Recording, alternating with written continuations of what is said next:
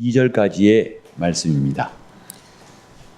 예수께서 길에 나가실새 한 사람이 달려와서 꿇어앉아 묻자오되 선한 선생님이여 내가 무엇을 하여야 영생을 얻으리이까? 예수께서 이르시되 내가 어찌하여 나를 선하다 일컫느냐? 하나님 한 분 외에는 선한 이가 없느니라. 네가 계명을 안 하니 살인하지 말라, 간음하지 말라, 도둑질하지 말라, 거짓 증거하지 말라, 속여 취하지 말라, 네 부모를 공경하라 하였느니라. 여짜오되 선생님이여 이것은 내가 어려서부터 다 지켰나이다. 예수께서 그를 보시고 사랑하사 가라사대 네게 오히려 한 가지 부족한 것이 있으니 가서 네 있는 것을 다 팔아 가난한 자들을 주라.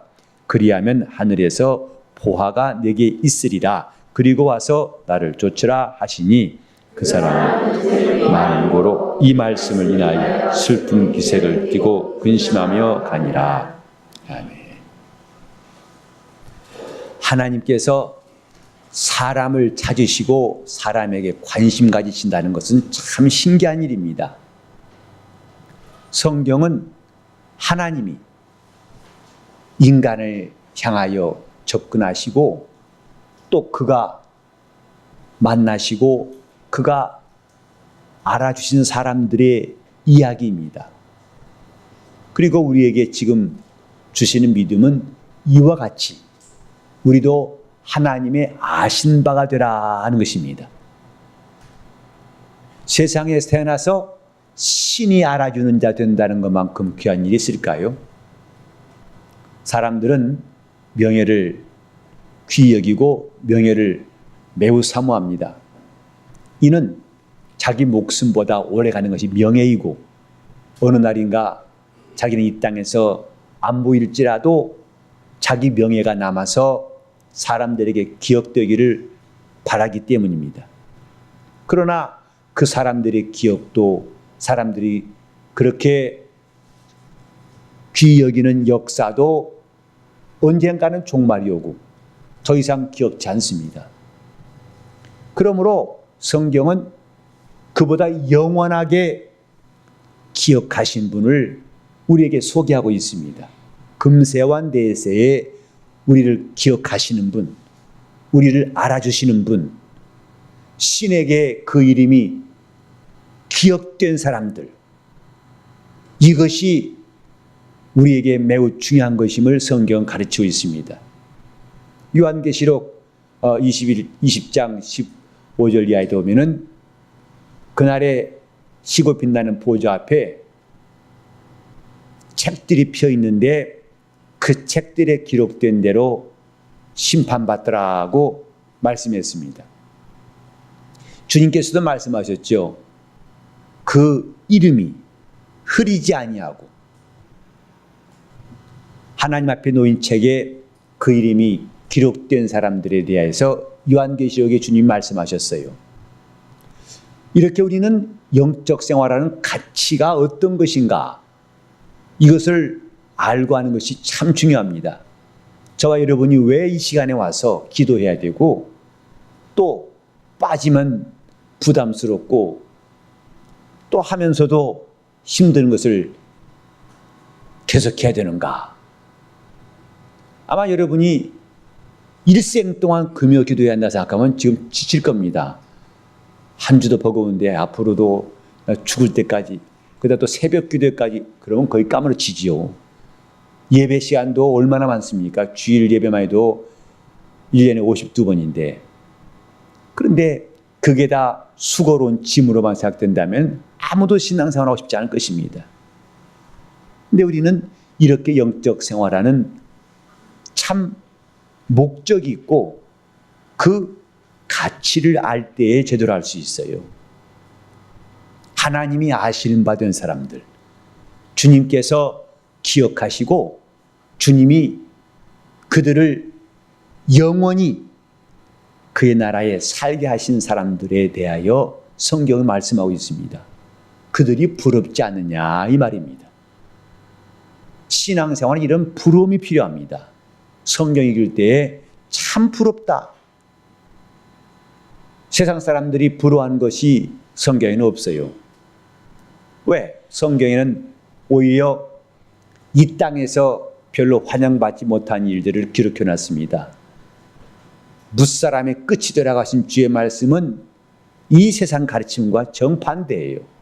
세상은 머리가 되라고 말하고 있지만 주님은 끝이 되라 말씀하고 있어요. 세상은 섬김 받으라고 가르치지만 주님은 섬기라 가르치고 있어요. 세상은 큰 자가 되라 말씀하지만 성경은 작은 자가 되라 말씀하고 있어요.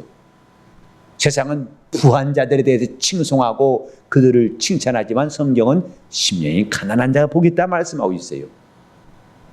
그런데 우리는 이 성경이 부러운 이유가 뭔가? 왜 예수의 말씀이 우리에게 귀하고 귀를 기울이고 그 말씀을 받으려고 하는가? 그 가치를 알기 때문입니다. 이 땅에서 즐기는 것 언젠가는 끝이 오고 명예도 이 땅에서 즐거움도 언젠가는 마감이 온다는 것, 그걸 잘 알고 있어요. 그러나 주님 말씀대로 하면은 끝이 없는 영광과 끝이 없는 생명이 있다는 것을, 그래서 다시는 목마르지 않는 생수가 있다는 것을 알기 때문입니다. 주님 나라에 관심이 있고 주님이 주시는 것을 부러워할 줄 아는 사람들, 그 사람이 복 있는 사람이에요. 우리가 이 밤에 기도하는 것, 그것을 얻고자 하는 것입니다. 주님이 주시겠다고 하신 것이 부러운 사람들, 나도 주님 그것을 갖고 싶습니다, 주님의 것으로 살고 싶습니다 하는 사람들이 주께 나와서 기도하고 간구하는 거 아니겠습니까? 원래 복음이라는 것은 더 좋은 것을 가지라는 뜻이에요. 지금까지 누구도 줄 수 없었던, 그 누구도 나에게 알게 해주지 않았던 더 좋은 것, 이 땅에서 찾지 못했던 그것을 가지라. 예수께서도 천국에 대한 비유를 말씀하실 때에 밭에 감춘 보화와 같다 하셨어요. 그 감춘 보화를 아무도 알지 못했을 때는 그 밭을 무가치하게 봤지만은 그것을 발견한 사람, 밭에 감춘 보화를 발견한 사람은 가서 소유를 다 팔아가지고 밭을 샀느니라 하고 했습니다. 자기 모든 소유보다도 더 그것이 귀하다고 봤기 때문에 망설이지 않고 행동한 거죠. 이것이 복음이에요. 여러분이 과연 복음을 알았다면 그런 선택이 나올 겁니다. 지체하지 않고 망설이지 않고 주님이 말씀하신 것에 대해서 즉각적으로 반응할 거예요. 망설일 필요가 없이 그들은 곧 주님이 제자들은 망설이지 않고 주님을 따랐어요. 베드로를 부르실 때도 곧 배와 그물을 버려두고 쫓으니라. 마태를 부르실 때도 세관에 있다가 주님 말씀 듣고 즉시로 그 일을 그만두고 쫓으니라. 망설이지 않았습니다. 우리는 과연 이 가치를 알고 있느냐? 주님이 가지신 것을 부러워하고 있느냐? 그렇게 주님을 부러워한 사람들, 영적으로 부유한 사람들입니다. 주님을 부러워한 사람들, 영적으로 부유한 사람들, 그 사람들이 하나님께 나오고 주님께 접근한 이야기가 성경에 나와 있는데, 오늘은 그 중에 또 한 사람, 여기에 어떤 사람이라 했습니다마는 누가복음 보면은 관원이라고 했고 또 마태복음 보면은 한 청년이라고 그랬어요. 돈이 많은 거 보니까 사두개인이라고들 많이 생각합니다. 재물이 많은 사람이었다. 젊은 사람인데 또 사회적인 지위가 있는 유대인의 관원인데 그가 예수께 나왔습니다. 근데 나올 때 그 모습이 참 특별하죠. 한 사람이 달려와서 그랬어요. 그분께 올 때 달려와서, 우리가 금요 기도에 올 때 이처럼 달려온다면 주일을 예배할 때 다른 박제로 온다면, 은혜 받으러 올 때 다른 박제를 한다면 그 사람은 과연 영적으로 부유한 사람이에요. 주님께 나오는 그 발걸음이 다른 박질한 사람, 그는 달려와서 거들은 피고 자기는 돈 많기 때문에, 유대인의 관원이기 때문에, 사회적인 포지션이 있기 때문에 거들먹거리고 무게 잡고 온 것이 아니라 달려와서, 그리고 그는 꿇어 앉아 묻자오되, 여기도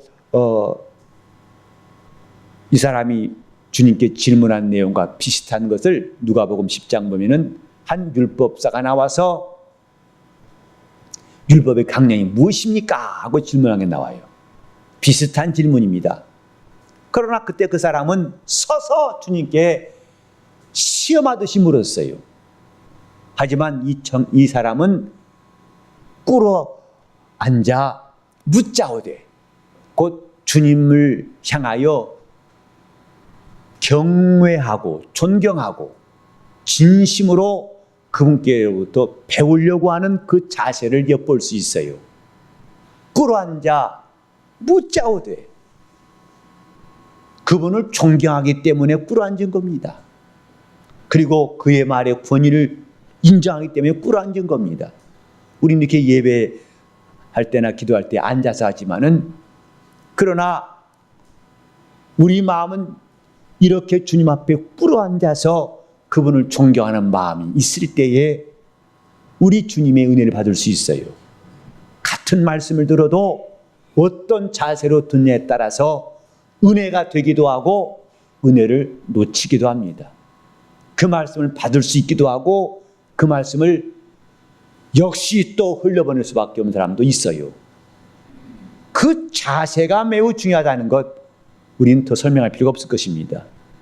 이 사람은 달려와서 주님께 꿇어 앉아가지고 묻습니다. 근데 그 질문도 참 수준 높은 질문이에요. 내가 어떻게 해야 영생을 얻으리까? 가장 중요한 것, 가장 귀한 것을 주님께 물어봤어요.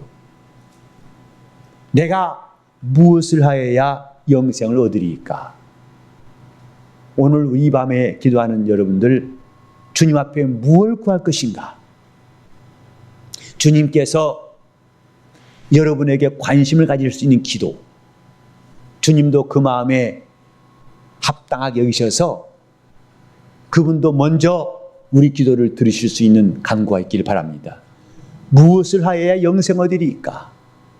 자기의 복잡한 문제를 가지고 와서 나열할 수도 있겠지만은, 이 사람은 여러 말 하지 않고 가장 먼저, 그러나 가장 중요한 것을 주님께 여쭈어봤어요. 내가 무엇을 하여야 영생 얻으리까? 주님께서도 그 말에 관심을 가지셨어요.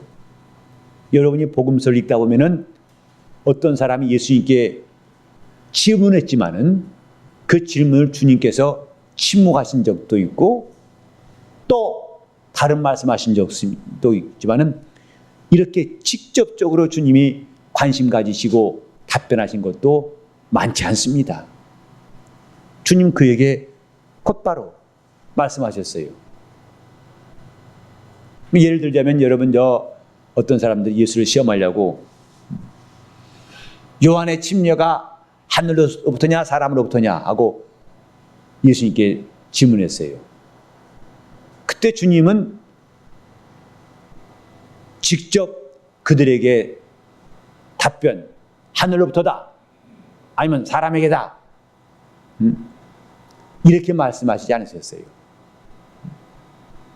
그들이 주님의 답변을 듣고도 아리송해가지고 무슨 뜻인지 서로 수근수근할 만큼 그들이 답이 원하는 답이 안 나왔습니다. 너희가 다윗을 그리스도의 그 가계, 그리스도의 그 씨로서, 그리스도를 오시게 한 씨로서 다윗의 자손이라고 하는데, 그 성경에 그 어떻게 다윗이 그 그리스도를 주라 하느냐? 그리스도를 다윗의 자손이라 한다면 어떻게 그리스도를 향해서 다윗은 주라 했느냐? 답해봐라. 그러니까 그들이 할 말이 있어야죠. 그들의 의도가 불순하고 경건치 않습니다. 그래서 그들이 자기들이 원하는 답을 얻어내지 못했지만은 주님은 즉시 사람이 말씀하십니다. 네가 계명을 안 하니 살인하지 말라, 간음하지 말라, 도둑질하지 말라. 여기에 6가지 계명을 말씀하시는데 10계명 가운데 5번째부터 끝까지의 계명을 말씀하셨어요. 곧 앞에 하나님에 대한 네 계명 그 다음에 내용들을 말씀하셨는데 이 보면은 조금 다른 것이 있을 것입니다. 원래 5번째 계명은 네 부모를 공경하라예요. 그런데 여기서는 제일 끝으로 가 있어요.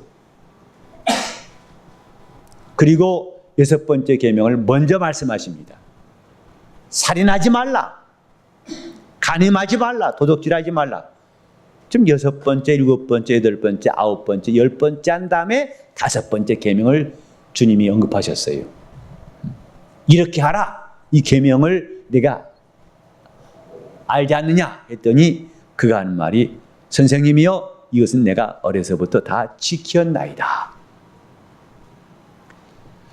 주님께서 그를 보시고 사랑하사 가라사대. 여기서 21절에 주님이 사랑하사라는 표현은 성경에 몇 번 안 나옵니다. 요한을 향해서 사도 요한을 향해서 이런 표현을 쓴 적이 있고 불과 2-3번밖에 안 나오는 표현이에요. 그만큼 주님은 이 사람을 관심 가지신 겁니다. 이렇게 바로 살려고 하고 하나님께로 향한 사람이 참 귀한 일인데 여기 있구나 해서 주님이 그를 보시고 사랑하사 말씀하시되 오히려 한 가지 부족한 것이 있으니 가서 내 있는 것을 다 팔아 가난한 자들을 주라. 그리하면 하늘에서 보화가 내게 있으리라. 그리고 와서 나를 쫓으라 하셨습니다. 주님께서 이렇게 말씀하신 이유가 뭘까?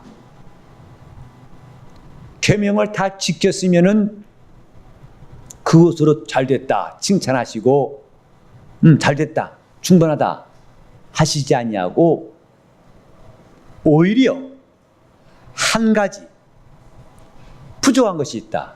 다른 성경은 네가 온전고자 할진대 라고 말씀해 주세요. 온전고자 할진대 가서 내 소유를 팔아가지고 가난한 사람을 주라. 그리하면 하늘에서 보호가 있을 것이고 나를 쫓으라 하셨습니다. 잘 좀 들어보세요. 이렇게 계명을 어렸을 때부터 잘 지켰습니다. 그것으로 됐다. 너 참 잘했다. 만족한다. 하시지 않냐고 네가 오히려 한 가지 부족한 것이 있도다. 그건 주님이 관심을 가진 사람에게 하신 말씀이에요. 형편없는 사람, 처음부터 엉터리인 사람에게 하신 말씀이 아니고 그를 보시고 사랑하시되 내게 오히려 한 가지 부족한 것이 있다. 가서 내 소유를 다 팔아서 가난한 사람을 주고 그러면 그렇게 한 너에게 하늘의 보화가 있을 것이다. 우리는 잘 이해할 것은 십계명의 하나님의 모든 약속들, 그 계명은 이 땅에서 잘되고 장수하시는 복을 약속하고 있습니다. 이 땅에서 이스라엘이 하나님을 섬기며 그들이 이렇게 하면 어떻게 될 것인가? 약속 있는 첫 계명이다. 땅에서 잘 될 것이다. 내가 장수할 것이다. 내 소산이 복을 받을 것이다. 이렇게 땅에 있는 것들에 대해서 하나님이 형통할 것을 약속하셨습니다. 그리고 그 이후의 것은 말씀하신 적이 없어요. 그러니까 우리가 첫 번째 계명, 첫 언약 아래에 있는 이스라엘과 새 언약 아래에 있는 그리스도인, 그들이 각각 하나님을 섬기는 말씀을 받았는데 첫 언약 아래에 있는 약속은 이 땅에서 잘 되고 장수하는 것, 거기까지입니다. 내 세대에 말씀하신 적이 없어요. 만약에 그 말씀을 그들이 불순종하면은 너희는 땅에서 끊쳐지리라. 하지만 이제 우리 다음에 또 있겠습니다마는 예수께서 나와 및 복음을 위하여 아비나 어미나 자식이나 친척이나 전토나 형제나 자매를 버린 자는 금세에서 100배나 받고 핍박을 겸하여 받되 내세에 영생 얻지 못할 자가 없느니라. 예수의 말씀은 내세까지 이르는 주님의 계명이에요. 금세뿐만 아니라 내세까지 뻗쳐가는 주님의 약속의 말씀이다 이 말. 이것이 율법과 진리의 차이점입니다. 우리가 왜 주를 위해서 살아야 되는가? 왜 주의 명령에 순종해야 되는가? 신앙은 금세와 내세를 다 연결하는 하나님의 약속입니다. 금세와 내세, 다 같이 한번 금세와 내세. 금세와 내세. 이것이 한쪽만이 아니라 둘 다 주님은 금세와 내세에 적용되고 효력 있는 말씀을 우리에게 베푸신 거예요. 그게 진리라고 그래요. 지금 6가지 계명을 잘 지켰다고 말하니까 주님도 흡족하셔서 사랑하셨습니다. 그러나 내게 오히려 한 가지 부족한 것이 있으니 내 소유를 다 팔아서 가난한 사람을 주라. 오늘은 제가 이 21절 말씀을 좀 충분히 말씀드리기 어려울 것 같아요. 이제 기도 시간이니까. 그러나 이제 또 기회가 한번 다시 말씀드리겠습니다만은 왜 말입니다. 왜 내 소유를 팔아서 가난한 사람 주라 했을까? 이건 사두개 청년이기 때문에 하신 말씀은 아닙니다. 부자이기 때문에 하신 말씀은 아닙니다.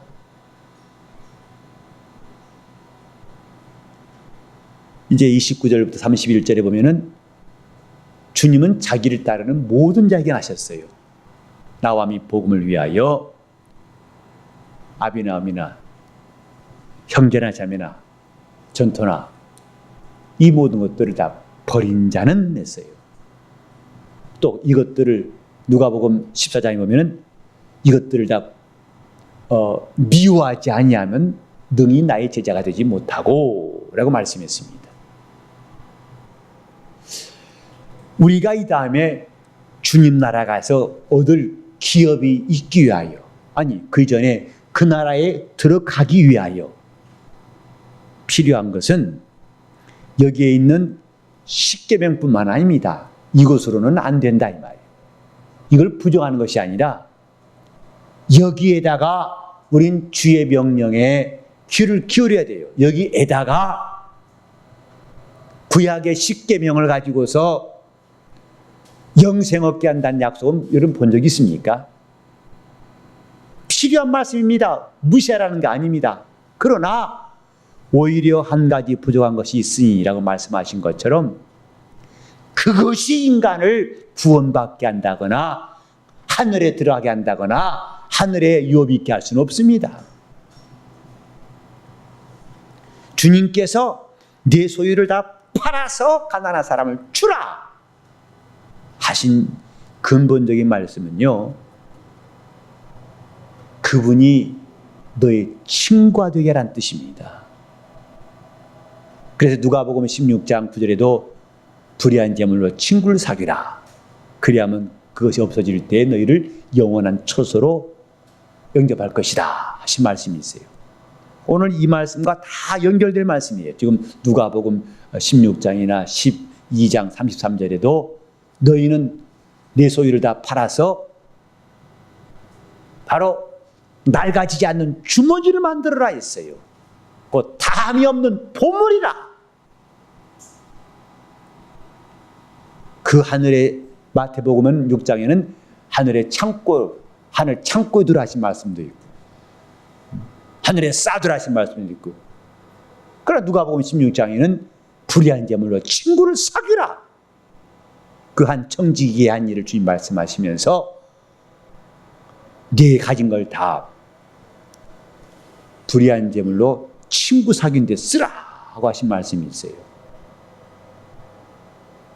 저 하늘은 주님을 친구 삼은 사람만 들어갈 수 있어요. 예수 그리스도를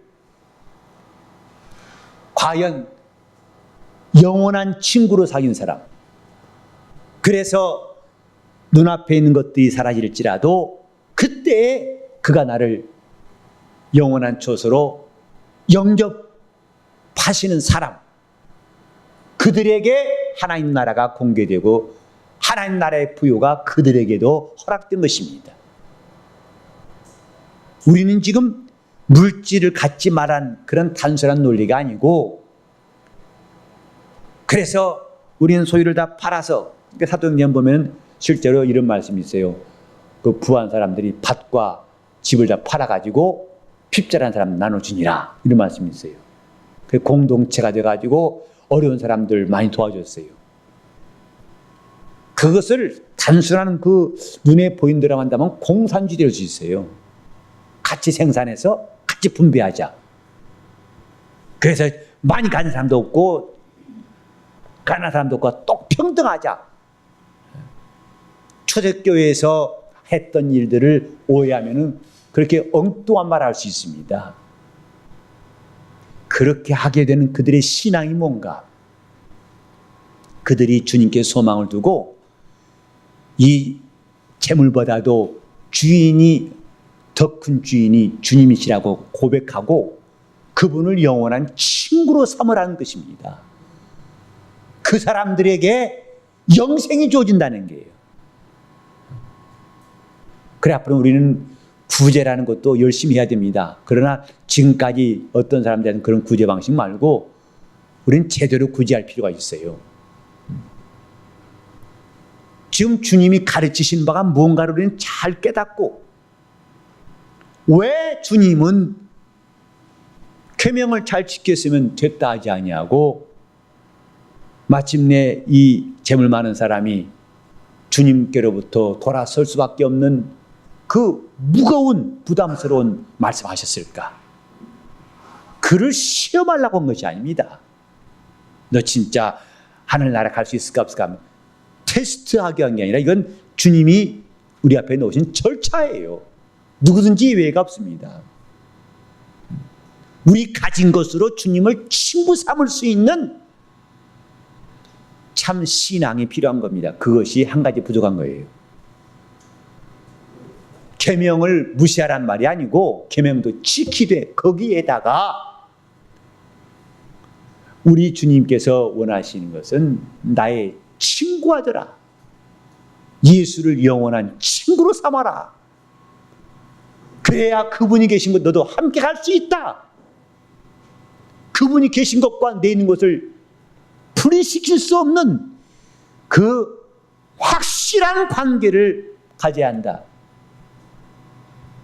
그것이 바로 나와 및 복음을 위하여 이것들을 다 버릴 수 있느냐. 그러면 금세와 내세 너는 영생이 얻을 것이다 하고 말씀하신 겁니다. 우리는 참 이렇게 훌륭한, 주님도 그를 보시며 사랑하신다 할 만큼 그가 얼마나 주님께 나올 때 적극적으로 다른 박질에 나와서 꿇어앉아서 주님께 자기에게 가장 소중하고 귀한 것을 질문하였고 그것을 주님도 인정하셔서 그를 사랑하셨는데 그 다음에 주님이 하신 말씀을 이는 감당치 못했어요. 그는 재물이 많음으로 근심하며 돌아가니라. 그 말씀은 자기가 받아들일 수 없어가지고 돌아가니라. 영적 생활은 끝까지 가야 되는 겁니다. 앞에 몇 가지 대충 했다고 해서 그 다음은 내가 엉성하게도 된다고 생각하지 마세요. 주님은 나 있는 곳에 너희도 있게 하리라고 하셨는데, 결국 우리 신앙은 그분이 계신 곳에 우리도 가기 위함 아니겠어요? 그러려면은 우리는 시작은 이 사두개 청년 마냥 훌륭하지만은 중간에 그만 그 길이 막혀서 더 이상 주님과 함께 할 수 없는 사람, 이런 사람 되는 게 얼마나 아깝고 안타까운가. 끝까지 가야 한다 이 말입니다. 그분 말씀이라면 지금까지 내가 10가지 중에서 9가지는 순종했는데 하나 정도는 아니요.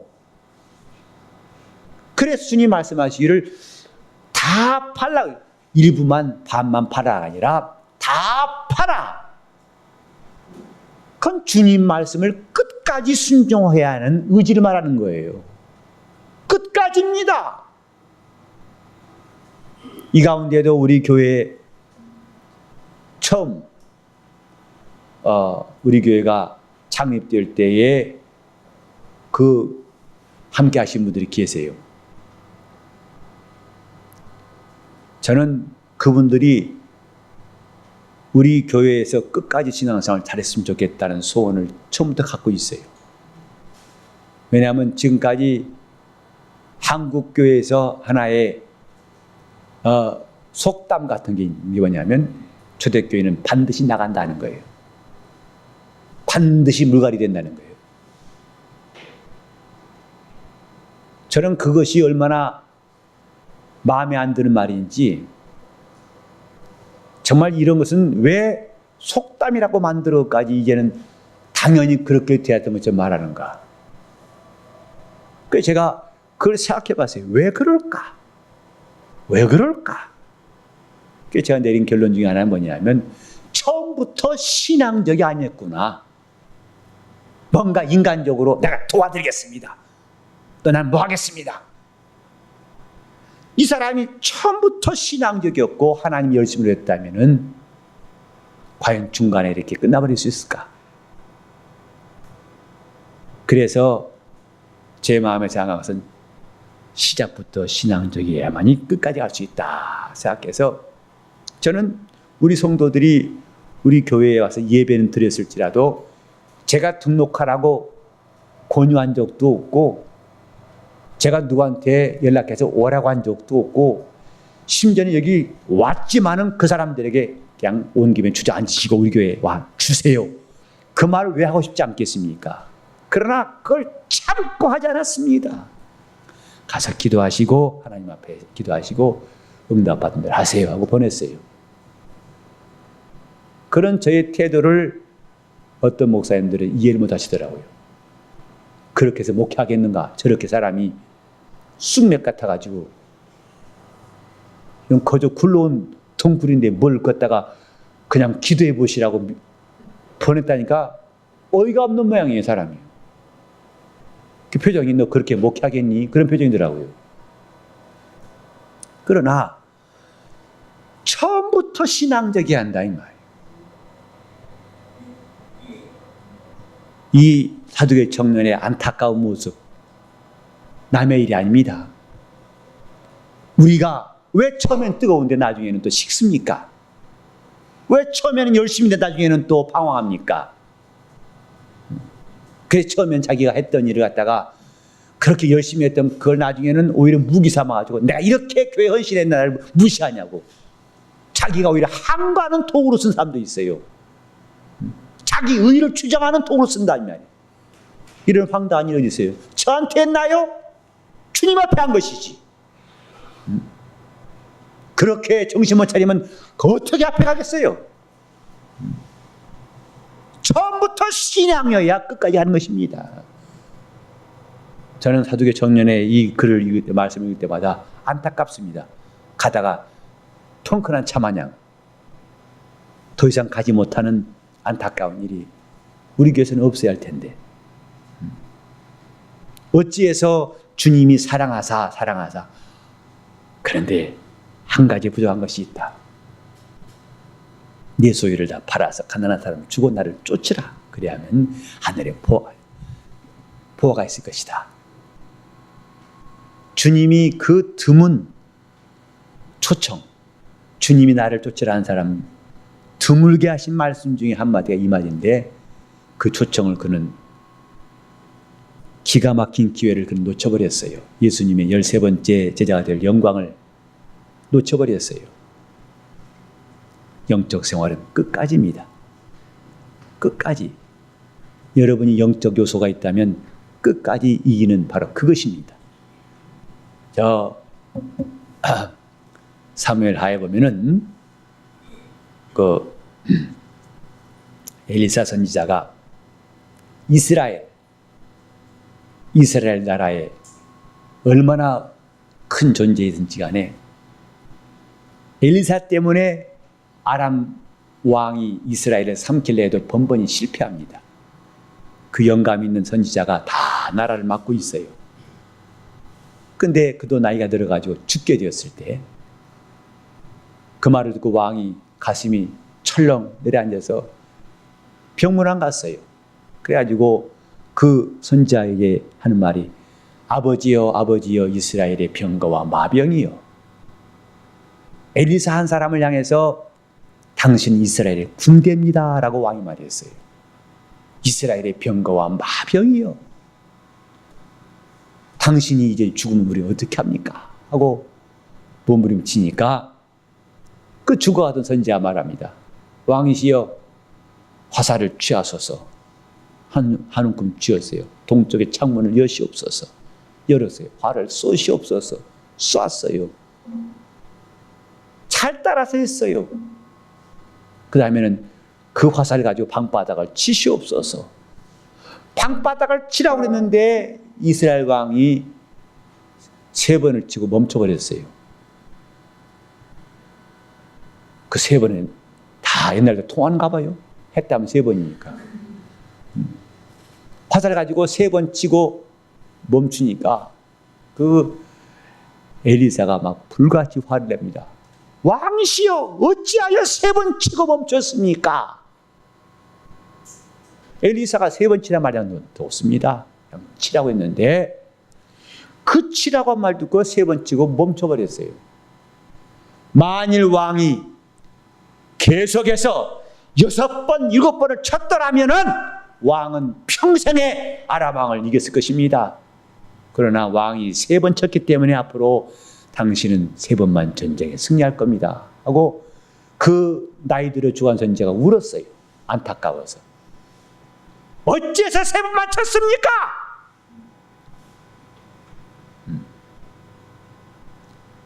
영적 요소는 끝까지 하는 것입니다. 여러분이 기도 시작했으면 끝까지 기도하려고 하세요. 한번 새벽 기도하기 시작했으면 또 한번 금요 기도에 나오기 시작했으면 자신과의 싸움에 승리해보세요. 끝까지. 끝까지. 하나님이 내게 주신 믿음으로 끝까지 이 사람 마냥 계명은 잘 지켜서 주님이 마음에 드셨는데 그 다음에는 더 이상 주님 말씀을 감당할 힘이 없어가지고 돌아서 버리지 말고 끝까지 승리할 수 있기를 예수 이름으로 축원합니다. 아멘. 신앙은 인내가 필요합니다. 끝까지 주님이 말씀하신 것을 여기까지만 지키고 그 다음은 주님 미안합니다. 저 가겠습니다. 이만 바빠서 이만 힘들어서 가겠습니다. 이것은 영적 요소가 부족한 겁니다. 자, 영적 요소가 풍부한 사람, 그러면 끝까지 하는 사람 이렇게 합시다. 영적 요소가 풍부한 사람. 끝까지 하는 사람. 영적 요소가 풍부한 사람. 끝까지 하는 사람. 주님의 계명을 지키다 마지 마시고 그분의 말씀을 다 환영하고 용납할 수 있기를 예수 이름으로 축원합니다. 네. 기도하시겠습니다. 함께 기도하실